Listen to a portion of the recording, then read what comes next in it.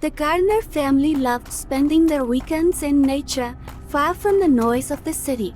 This time, they decided to go to a lake that, every winter, was covered by a thick layer of ice. Their home was filled with warmth and coziness, and as they got into the car to head to the lake, a crisp freshness of the upcoming adventure lingered in the air.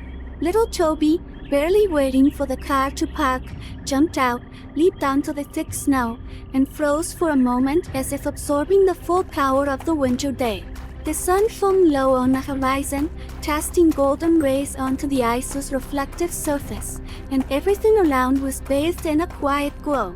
His mother, Laura, stood on the shore, adjusting her scarf around her shoulders, smiling as she watched her son, her gaze filled with both joy and caution. "Toby, don't go too far," she warned. "The ice can be dangerous." The boy, ignoring his mother's words, ran forward, feeling as if the icy surface beneath his feet was inviting him into the unknown. He went farther and farther, laughing, until he reached the middle of the lake. Laura felt a sudden wave of unease. Her heart clenched with anxiety, but she couldn't take her eyes off her son. "Not too far," she called out again, but Toby only waved his arms, shouting something indistinct in excitement. And then, as if in slow motion, the ice beneath his feet cracked. First, there was a faint clicking sound, then a deep vibration spread across the lake. Toby froze, not immediately understanding what had happened. Then the ice gave way, and he disappeared into the water. "Toby!" Laura screamed, her voice losing all strength, turning into a desperate cry. She rushed toward him, but the ice seemed to stretch and break beneath her feet, its cracks widening as if some invisible force was pulling her into the abyss. Dan, Toby's father, jumped up and ran after her. He prayed he would be fast enough, but with each step, the ice became more fragile. They got close enough to see Toby struggling in the freezing water, trying to climb out, but failing. And then, something incredible happened. Out of nowhere, from the forest by the shore, a dog appeared. It was thin, covered in thick but frost-covered fur, and its eyes burned with determination. Without hesitation, the dog leaped into the icy water. Despite the freezing cold and the terror of the moment, it swam toward Toby. The entire scene, filled with tension and desperation, unfolded in mere seconds.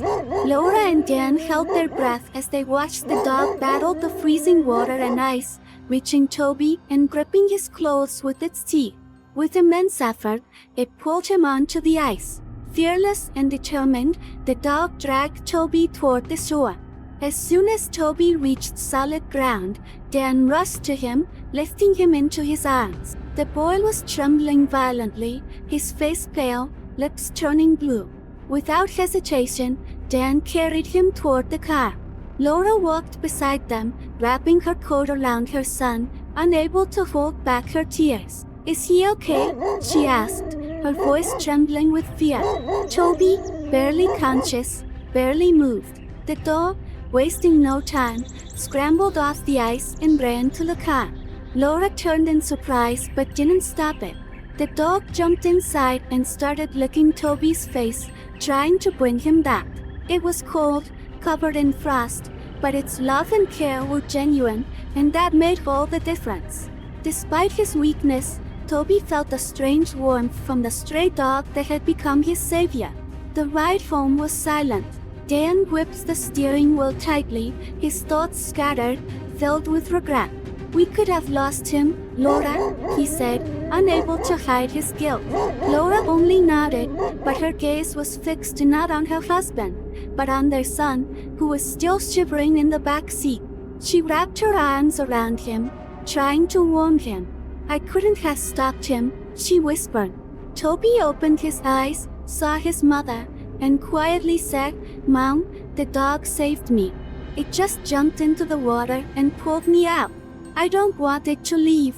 Laura held back tears. She looked at the dog, which sat there as if sensing the importance of the moment. It was a stray, with no collar, but now it was a hero who had saved their son.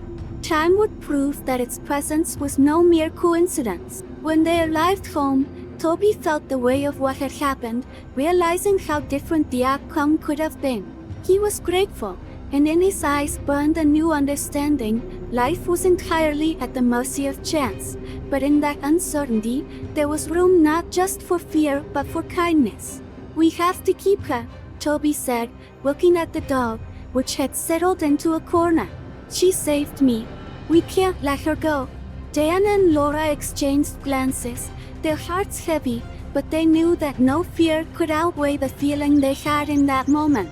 The dog had become part of their family, and with that decision came not just gratitude but a lesson that every moment matters, every life is precious, and love should be given freely, just like the dog had done, without conditions. Toby fell asleep in their embrace, and the dog, resting its head quietly on his pillow, stayed by his side like a loyal friend, ready to protect him at any moment.